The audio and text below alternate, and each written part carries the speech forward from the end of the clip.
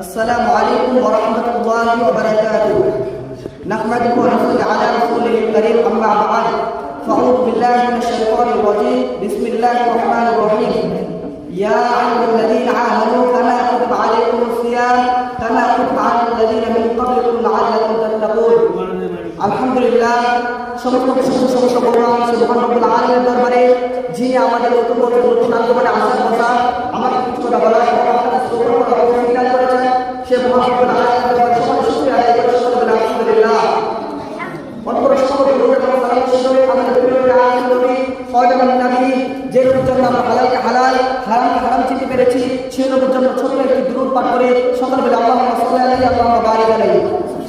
সম্মানিত উপস্থিতি, আজকে ইসলামুল বায়ান ও আমালে উপস্থিত রয়েছে সম্মানিত সভাপতি, সুযোগ্য পরিচালক ও বিজ্ঞ বিচারক মণ্ডলী এবং আমার সামনে উপস্থিত মাদ্রাসাতুল ফালাহ সালামের সকল শ্রেণীর শিক্ষার্থীবৃন্দ, সকলকে জানাচ্ছি আমার পক্ষ থেকে আন্তরিক শুভেচ্ছা ও অভিনন্দন। সম্মানিত উপস্থিতি, আজকে আমার আঞ্জুমানের বিষয় দেওয়া হয়েছে রমজানের পূর্ব প্রস্তুতি।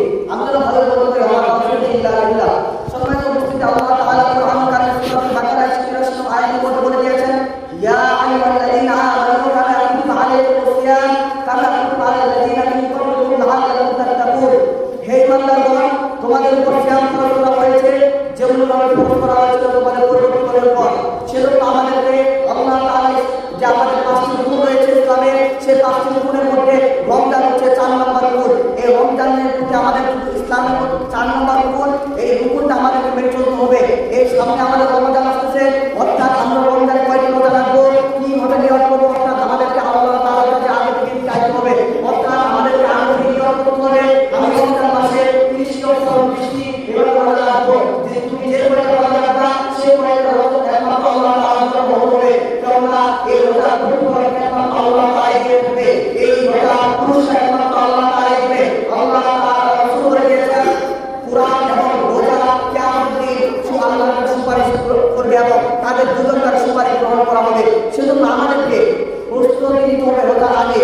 আল্লাহ তাআলা বলে দিয়েছেন, যে বান্দা আমার জন্য শুধু একটি রোজা করবে, আমি তাকে জাহান্নাম থেকে 70 অথবা 100 বছর দূরে রাখবো। দলিল মুসলিম ও বুখারী হাদিস। সম্মানিত উপস্থিতি, আল্লাহ তাআলা আমাদেরকে রোজার গুরুত্ব তার তিনি নিজে দিলেন, তাহলে এই রোজার গুরুত্বটা কত গুরুত্বপূর্ণ। আর আল্লাহ তাআলা এই রমজান মাসে জান্নাতের দরজাগুলো খুলে দেন এবং জাহান্নামের দরজাগুলো বন্ধ করে দেন এবং জাহান্নামের মধ্যে শয়তানদেরকে শৃঙ্খলা করা হয়। সেজন্য আমাদেরকে রমজান আগে পূর্ণ প্রস্তুতি নিতে হবে। আমরা রমজানটাকে কীভাবে কাজে রাখবো, অর্থাৎ রমজান আমরা কীভাবে বেশি বেশি আমল করবো, বেশি বেশি প্রাণ লাভ করবো,